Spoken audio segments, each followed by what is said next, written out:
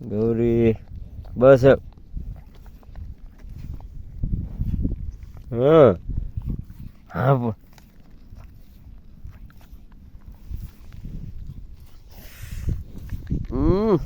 બસ.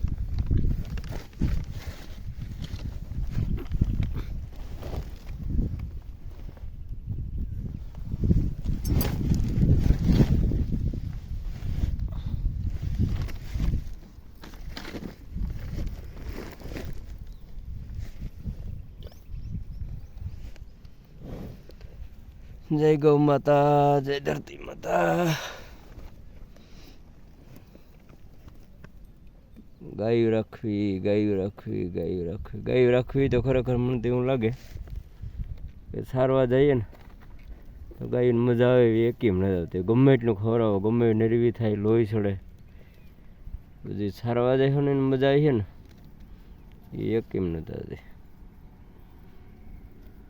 વારા ફરતી બધી હોય ને કોઈ લાણીતળી હોય તો બધી આવતી જાય વારા ફરતી. બાકી અંદર ગૌશાળામાં તો આપણે ઘેર જે હોય ને એટલે એકને તેમ લાણ તળવા બરકો એટલે બધે બધી ભેરી છે ને બધી ને એકાબીજી મારે ને બધી આપણે માથે પડે. બાકી ગાયનો પ્રેમ તો જા છે.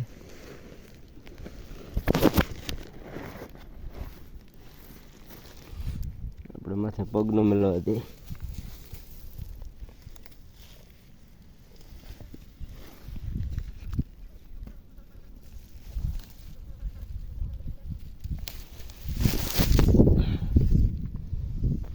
જય ગૌ માતા. બધી હોય જોઈ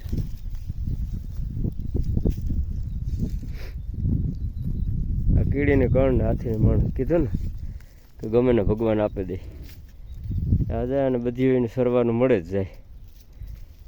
કંઈ ન હોય મેં બહુ કહે ને જવું કરી લે.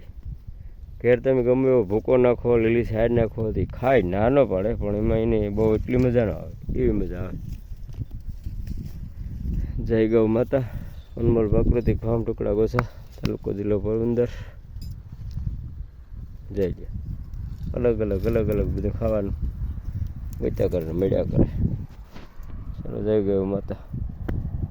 કોઈને ગાય રાખવી હોય તો કીજો, આપણે બની ત્યાં સુધી સસ્તી ફ્રી એવી પણ કંઈ પણ જીતી મહેનત થાય એ કરે ને.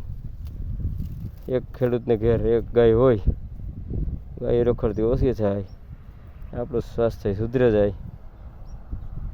છેલ્લે રાખે ન હોય તો ગાયનું ખાઈ જાય, મારી તો થોડીક વેદના છે.